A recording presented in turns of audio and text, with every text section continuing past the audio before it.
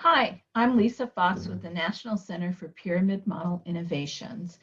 I'm going to share with you how you conduct a buy-in presentation when you're doing program-wide implementation. When you're beginning your installation process with program-wide implementation, what we want to do is have a presentation with all staff in the program to explain the pyramid model and to get them on board with the implementation.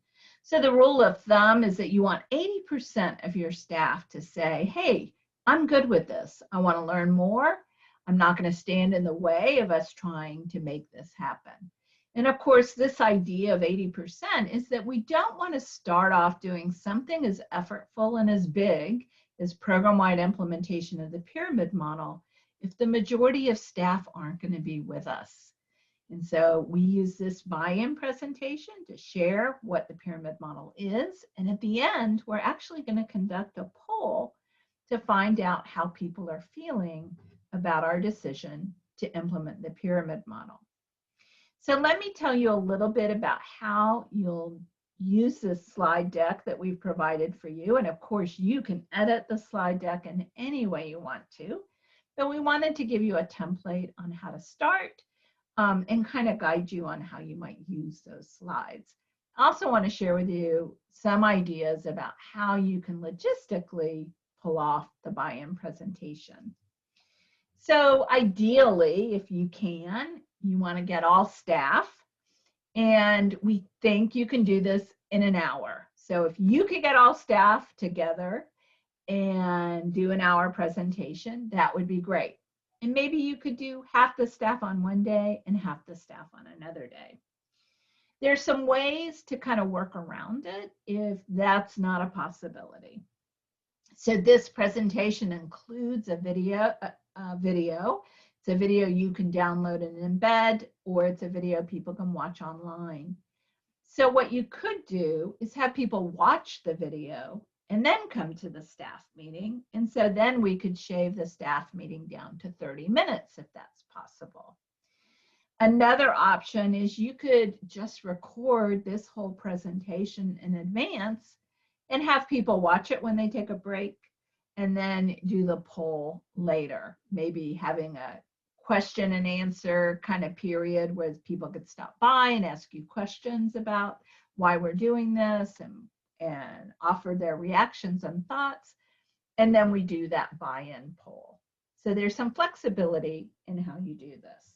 So what I want to do now is kind of walk you through how I present these slides, as well as give some suggestions of what you might pull out or how you might modify it.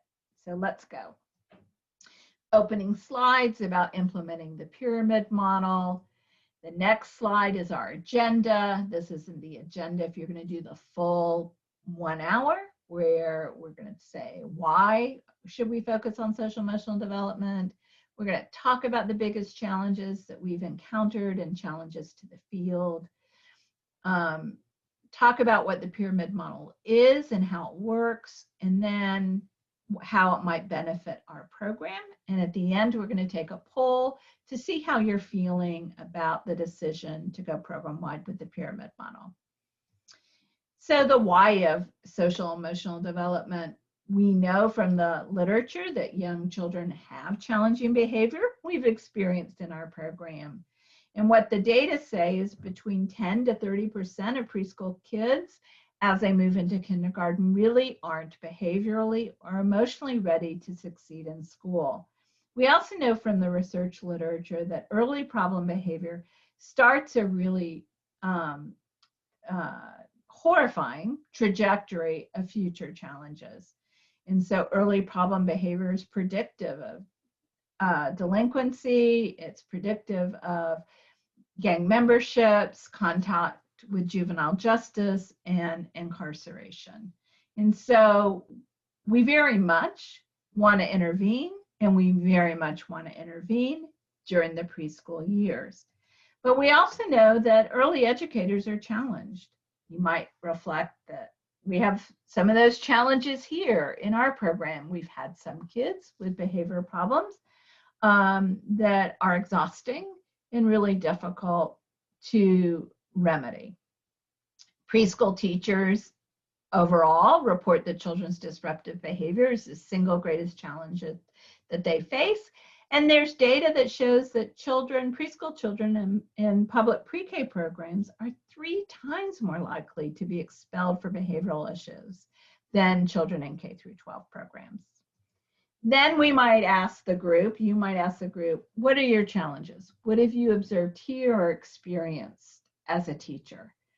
Or you can skip this slide if you want to save time. What we want for children is for children to be confident, to be able to develop relationships with others, to be able to communicate their emotions effectively and solve social problems. And you can think about, what do children do when they don't have these skills? When they don't have these skills, we see meltdowns and we see challenging behavior.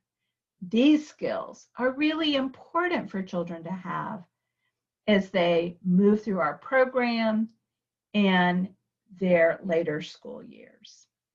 So the pyramid model approach is about making sure that we support all children, that we support all families, families who are easy to establish relationships with, families who might be difficult to engage.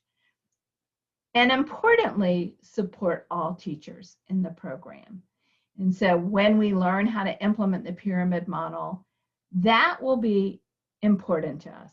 How do we support teachers to support children? How will we support all children? And how will we engage all families? The pyramid model also will guide us in strategies to promote equity in our program and to understand and address bias. The pyramid model is constructed, and the strategies we'll learn will help us include children with disabilities in the program and continue to include children who might come to us with behavioral challenges or social emotional delays. One of the things that's exciting about the pyramid model is their approach to resolving challenging behavior.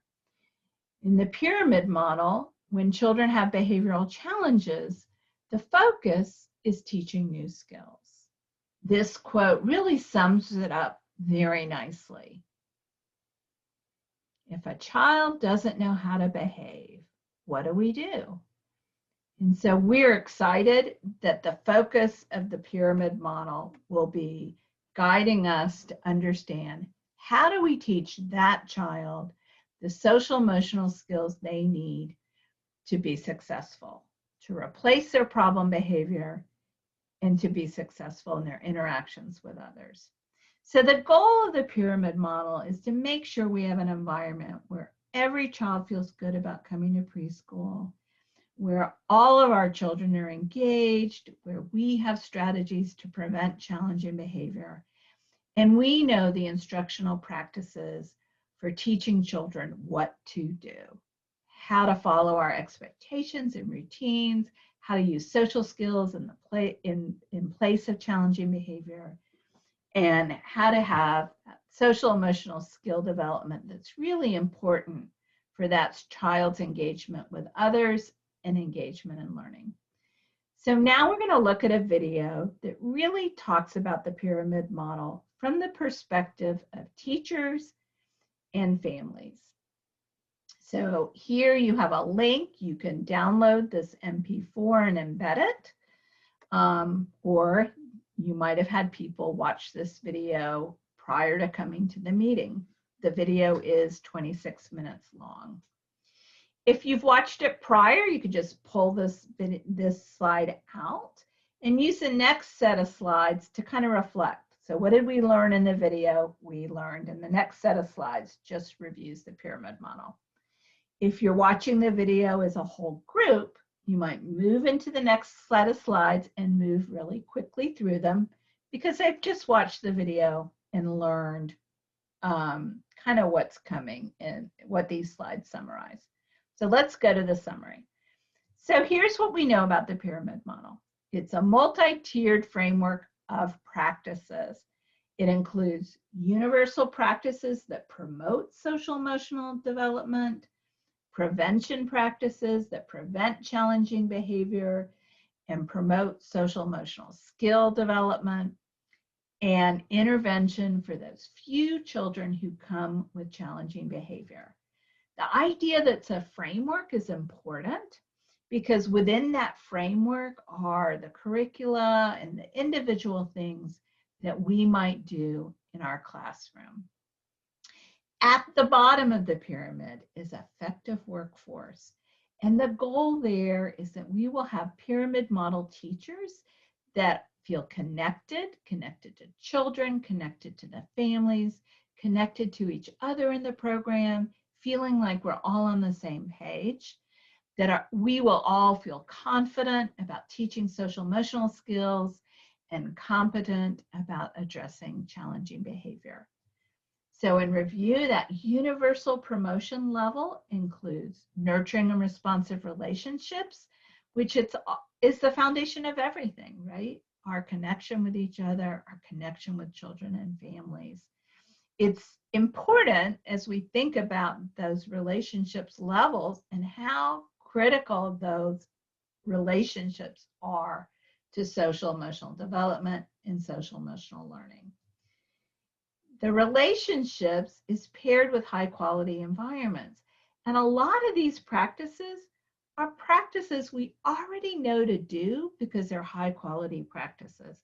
But what we'll learn in the pyramid model is how do we do them in a manner, how do we do quality practices in a manner that promotes social emotional skill development and prevents challenging behavior. The next level of the pyramid model is called the prevention level, and it's about helping all children have strong social emotional skills and making sure that children who have social emotional delays get more instruction around those skills. And so at that level of the pyramid, we're going to teach all children in our program self-regulation, understanding emotions, developing relationships, and social problem solving. And we'll learn how to help those children who might have social emotional delays. The few kids or some kids who really need a little more instruction, partnering with families, and we'll monitor their progress to make sure that our instruction is making a difference for them. And then at the top of the pyramid, we see intensive interventions. That's the smallest part of the pyramid because that's the fewest number of children. At the top of the pyramid, we call that tertiary intervention, and that's for kids who come to us with persistent challenging behavior or begin to develop persistent challenging behavior. In the pyramid model, their research shows that very few kids, when you have the other levels of the pyramid in place, there are very few kids who are going to be need that level of support. And what we will do is we will learn how to do individualized interventions to address challenging behavior. Now, don't be put off by the word intensive in there. It's not intensive to children, but it's going to be a little bit intensive on our part because we're going to need to team together and go through a process to come up with a plan that will be effective for reducing problem behavior. And so that process means we create a collaborative team, we gather information and do what is called a functional assessment, we design a behavior support plan together, and then we implement that plan and make sure that it's going to make a difference for children. And we'll be learning how to do that as we get trained in the pyramid model. So you might be thinking, wow, this is big and complex, and it is, because it really helps us have the strategies to support all children who come to our program, including those children with challenging behavior. The other part of implementing it program-wide that is particularly important is that this isn't about sending teachers to a training workshop and then saying, great, go and make this happen. But it's about a team making sure that we can make it happen. And so in program-wide implementation, we're going to form a small leadership team. We're going to pay attention to how you're doing as staff and how well this is working for all of us. We're going to help with the strategies for family engagement. So it won't be up to each teacher to figure that out, but we're going to figure out ways we can do that across the program. We're going to engage in a process around developing our expectations for children together, so we're all consistent in how we talk to children about expectations and guide them. We're going to set up that process so that when kids have problem behavior, we'll know how we're going to respond and convene the team and make that happen. Yes, you'll receive training. We'll all participate in training, but we're also going to provide classroom coaching so that you can do the things that you want to strengthen, so that you can identify what you want to do differently in your classroom and have the support to make that happen. And then all of us are going to use data to really examine how well we're doing in our implementation, as well as the outcomes that we're experiencing. So the way we do the pyramid model is to have that leadership. We also will acknowledge that it's going to take time. It's not an overnight process. We know that teachers have to be supported to do something new, and we know that the best way to do this is for us all to team together. Now, in programs that have implemented the pyramid model, this is what they've seen. They've seen for children really great growths in social emotional skills and a reduction of challenging behavior. Teachers and staff have said that now they have a shared language for communicating expectations, that they feel more confident and more competent at addressing challenging behavior and teaching social emotional skills. They felt more supported by their program. They felt like their relationships with families were strengthened. And then in programs where this was done well, meaning high fidelity, no children were asked to leave due to problem behavior. Families also love the pyramid model. And so they've reflected that the teaming between family and teachers was strengthened, that they felt more supported, and they had fewer concerns about child challenging behavior and child safety. There's a lot of information on the web. You can go and look at more videos and webinars and all kinds of classroom materials and resources, but you're also going to be learning about that in the training that we're going to do. So that's the presentation. I think maybe I did about 15 minutes of content, and that's paired with the 26-minute video. You might not be as wordy as I am. And then you want to do a poll. So we put the poll in the slide deck, but you'll print that as ballots. And what you want to do is let people mark it and put it in some container or box as they leave, maybe their exit ticket out of the staff meeting.